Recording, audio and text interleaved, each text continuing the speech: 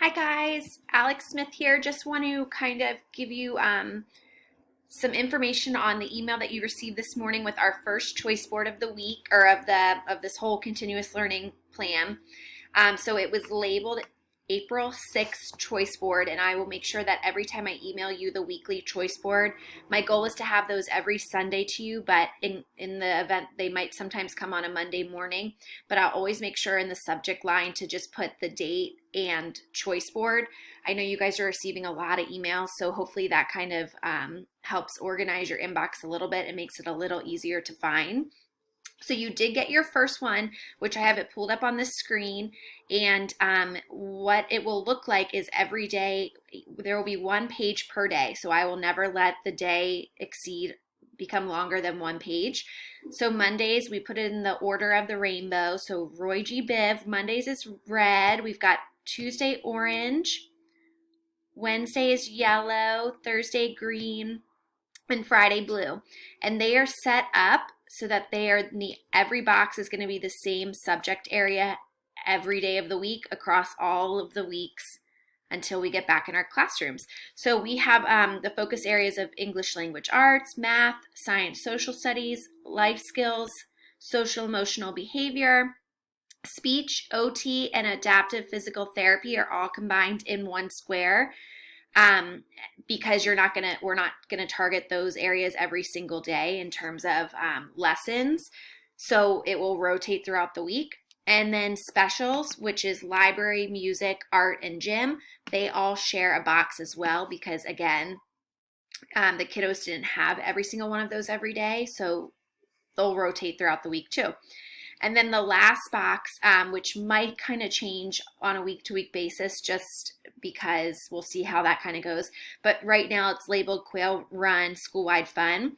And that is for this week we were scheduled to have a spirit week at school. So the team, Dr. Coons, kind of turned that into an online spirit week so that we can still have some fun with that. So I included what each day will be and what you can do to participate in that bottom box. What I kind of want to touch on with these is that I tried to give it a really brief description in each area. When your kiddo was in my classroom or at school in general, all of these areas were touched every single day, whether they were in my classroom, the general ed classroom, or if they were pushing into therapy sessions like speech and OT, or if they were going with their peers to their specials. So these boxes really kind of add up to be what their day would have looked like had they been in school. Now, with that said, you received emails that academics should not exceed 90 minutes per day. And honestly, that is for 4th and 5th grade. And the younger your kiddo is, that chunk of time becomes less. So it might be that you don't hit every one of these areas every day. Or maybe you're hitting all of these on Monday, Wednesday, Friday, and Tuesdays and Thursdays, you're not even really pulling out the choice board. You're going to kind of find what groove you get in and what works for you and your family. And that's what this document is supposed to be. It's just supposed to support you and your needs and help provide some learning opportunities in a way that maybe you might not have thought of or you don't have the time to create. So I hope that this doesn't overwhelm anyone. My mindset is I'd like to give you something for each area every day and you use it as you see fit. Or maybe you guys are just you kind of get in a groove and you're so into it and you want to use every area every day. That's great. I just wanted to remind everyone that no one is expecting to engage in learning outside of 90 minutes per day. With that said, every week that when I send these, I'm going to try to include 2 to 3 tips and tricks, whether that's a video like we're doing now, or I send a link to something else. But one of the things I'd like to include next week is how can you target life skills and social emotional behavior, and really even science and social studies outside of this choice board? How can you target these just in your everyday routine without it being a sit-down lesson? So that's just another way to show you that we can maybe spend more time on ELA and math because we're embedding these 3, science, social, emotional, and life skills, in things that are outside of our learning scheduled time in our day. So I'm going to try and include other tips and tricks I don't want to overwhelm you guys in the first week, so that's why I thought it might be best just to do 2 or 3 things per week in addition to the choice board. In addition to the choice boards, you're going to get those every Sunday or Monday. You're also going to get an email on Thursdays from me in the form of a Google form or questionnaire. And that's just going to be, again, really easy and quick to use, where I'm just going to ask you a few questions. And the essence is I just want to make sure that I'm designing this in a way that benefits you guys. It's meaningful and helpful. I don't want to be giving you something that really isn't meeting your needs or designed in a way that's easily utilized in your home.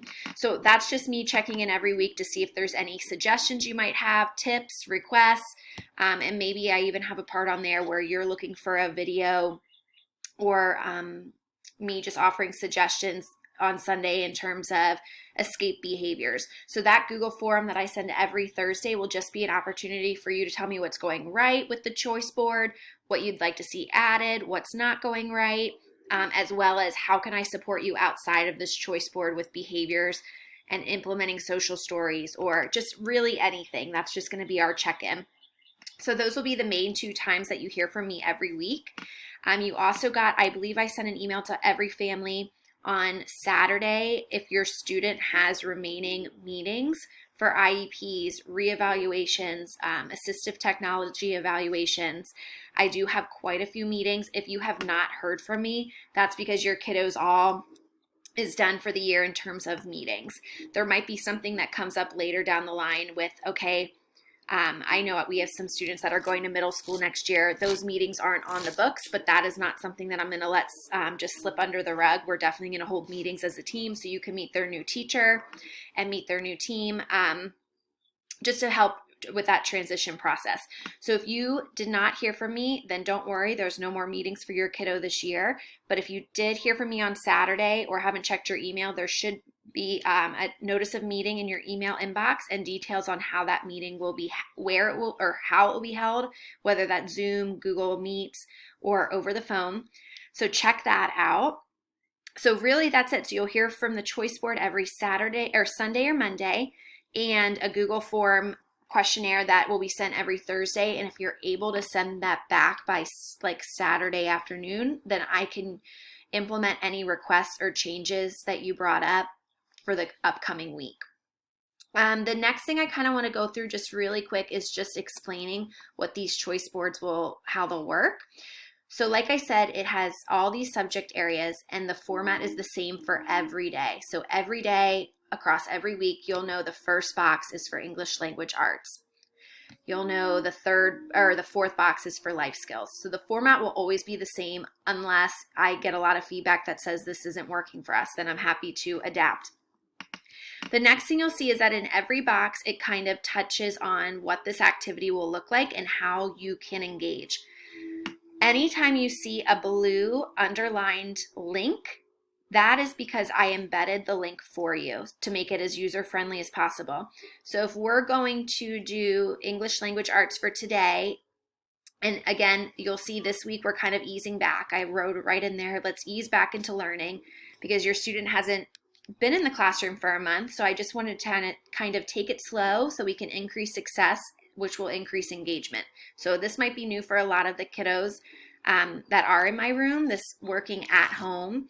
And it's a new routine, but so let's ease into it and help them feel successful so that it increases their participation down the road. So some of this, again, might be new, but whenever you see this blue link, you can just click on it, and that is going to take you directly to the video or the activity or whatever you're supposed to be doing. So it should be as simple as that, and those will be there anytime you see that. A lot of times, for example, over here, science and social studies, it says use toys and supplies around your house to build a fairy tale castle. The first thing I want to touch on is this is an example of an activity that I collaborated with the general education teachers. So this document was not made just by me. This was made by collaborating with their gen ed teacher, and in order to ensure that your student is still doing and hitting the standards that the kiddos in the general education class are targeting as well. So there's a lot of collaboration between me, the gen ed teacher, speech, OT, Coach Stoll for adaptive PE, the specials teachers. This is just a way to put everything in one document to hopefully make it easier on you guys. So again, using toys and supplies around your house, build a fairy tale castle. That ties to the standards that are being targeted this week for general education. Take a picture and you can either text it to me, which I can share with their class, or you can email it to me.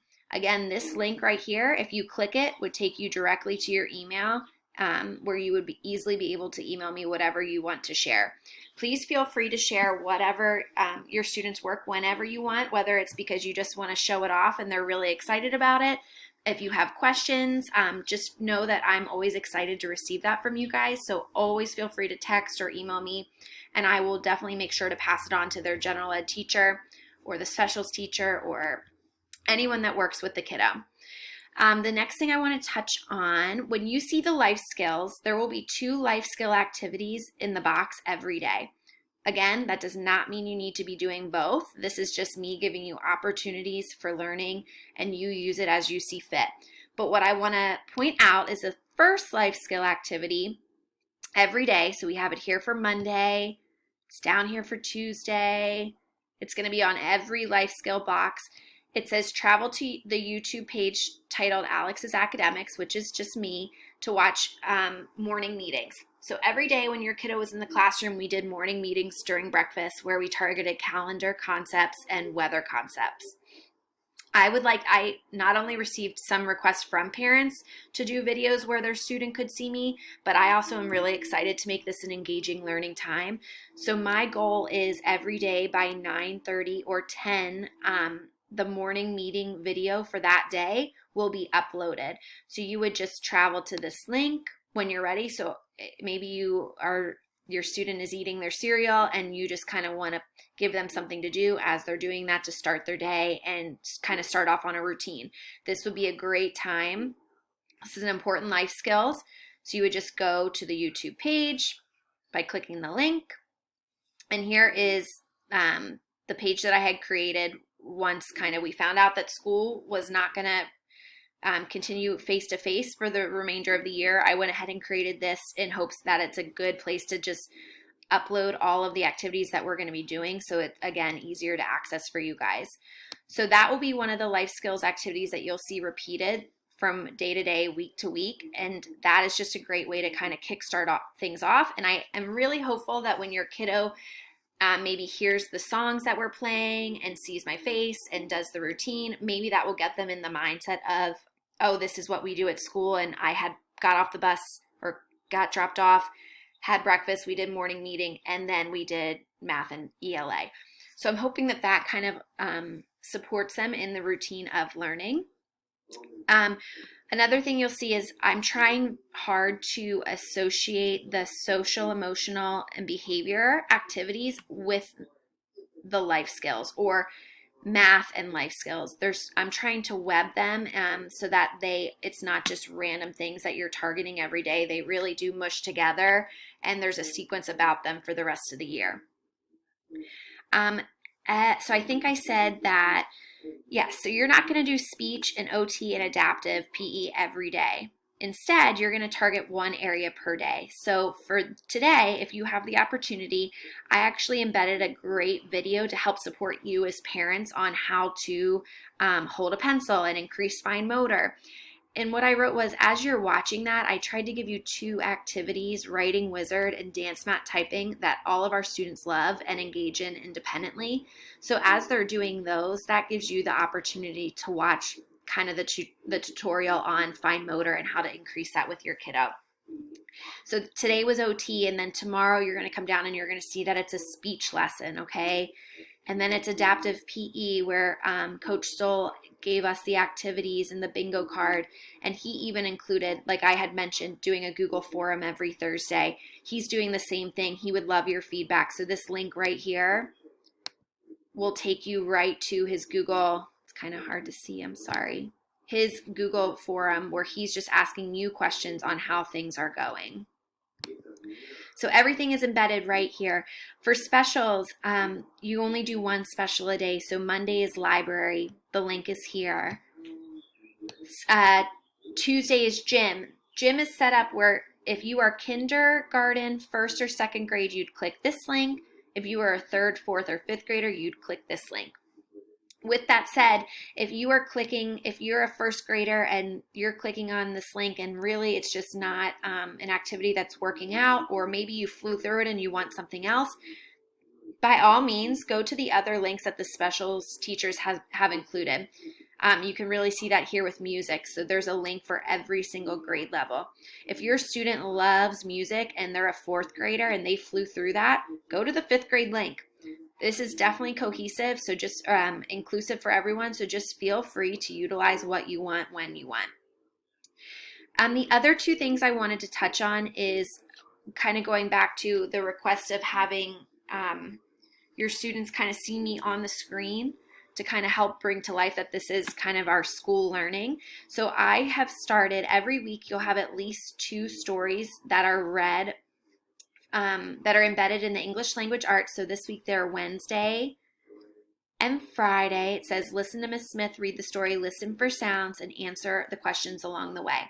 So I'm going to click on this, which takes you back to that YouTube page. And I'm going to mute my voice on the story. Hi kiddos, welcome back. And so you hear that I'm reading to them. And I think a lot of you know this, but just to kind of refresh, this curriculum of these stories is called Unique Learning System, and that is the curriculum that we utilize in my classroom for a bulk of the time. So it is mapped out by week and by month with a central theme. So I'm going to continue on with those themes and those learnings had we still been in class. So every week there will be 2 or 3 stories that I'm reading aloud, just as you're seeing right now. The link will be embedded in the choice board. And then you'll notice throughout, I have, normally we would touch on these things in person, but because we're not able to do that, I had embedded PowerPoint pages with comprehension questions that can be answered as the story is being read to your student. So for example, this story was talking about sounds. Use my ear to listen for sounds. And then it's going to go to, can you touch the ear? The question, which is very much just kind of targeting the skills that we would have been targeting in our classroom. So can you touch your ear? Touch your ear. But because I'm not able to do that there with them in model, they can either touch the screen, they can touch their ear. There's other questions throughout here. Like this would be a good one. So I think I say, what shape is this TV? So your student might say rectangle, or maybe they use their communication device to touch rectangle where the voice output says rectangle. Or maybe they come over to their iPad or their computer screen and literally just touch the red rectangle picture right here. All different ways to show comprehension. But these stories will be embedded in the choice boards to not only, again, continue with the curriculum we had been using, but to increase comprehension. We touch on sequencing, adjectives, to kind of tie it all together and just to kind of help keep them engaged. So those links will take you there. The only other thing I wanted to touch on was, and I'm a little bummed, the math links this week. I'm going to work really hard on modifying these. When they come up on my computer, everything works beautiful. When I pull them up on an iPad, the voiceover that I put into these presentations isn't working. So my recommendation is, if you have a computer and you're able, try these on your computer. If you do not have a computer and it's not working on your iPad, email me and I will try to send you the link again. If none of that is working, just be patient and I will try to have this all ironed out by next week's choice board. You can still use these links, but it's just not giving the voice output as I planned it would on an iPad. But I'm still going to show you, so you would click the link to practice your addition skills using visuals. So we use visuals and what is called touch points for addition and subtraction in the classroom. So I am offering both opportunities throughout the week. So you can see here Tuesday it's using visuals, Thursday is using touch points so we can retain these skills. But I just want to show you. You're going to click the link. And these are the steps. I'm not sure why it's doing this right now. This is what I'm going to try to get fixed for next week. But you'll want to click download. And here it downloaded, so I'm going to open. So those are the steps I'm going to try to get eliminated so it's a little easier to access. The one step you're always going to want to do is down here, the present. Sometimes depending on if you're using Google Slides, it might be up top. But the present button, is what you're going to want to click. So let's practice adding with visuals. This is going to be interactive, and the goal is for you guys to hear my voice give the instructions to the student. So I'm going to click the page. First count, then solve. So I'm sorry you can't see the whole page. First count, then solve. So this is with our visuals. This is set up in a format that mimics our unique learning system curriculum. So this should be very familiar to your student. Again, this might be something that you look at and you're like, well, my student knows how to add to 10. I totally agree that a lot of our kiddos have that skill. All of our kiddos are able to do that. But again, with not being in school for a month, I just thought maybe it was best to ease back in. So even though this might be something they fly through, no worries, just praise, praise, praise, and give them, a big hug and some claps for sitting down and doing their work and doing so great. And as the next weeks come on, we'll start adding on more difficult work. But I just didn't want to throw that all out there at once. So when you engage with these lessons, you're going to say 3 plus 1. Oh, let's go over here and count. 1, 2, 3, 4. So they know to come over, click 4, which takes them to a page that says you did it.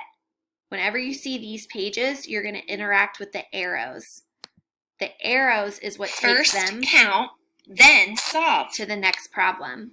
Okay, let's say your student, you gave support and you're ready to kind of back off and let them do it a little more independently.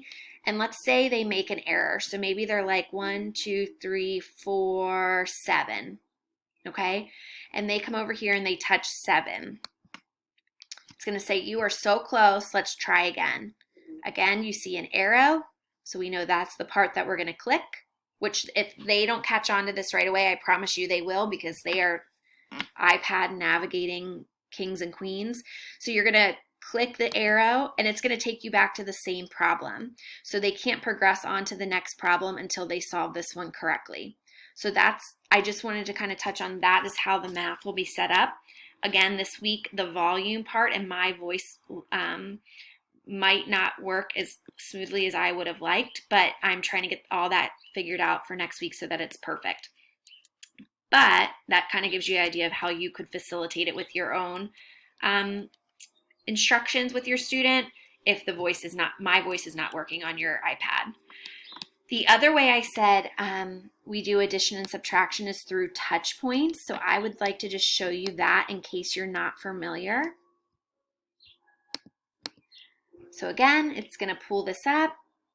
And these are the steps that we're eventually going to skip for you guys so you don't have to worry. You'll click download.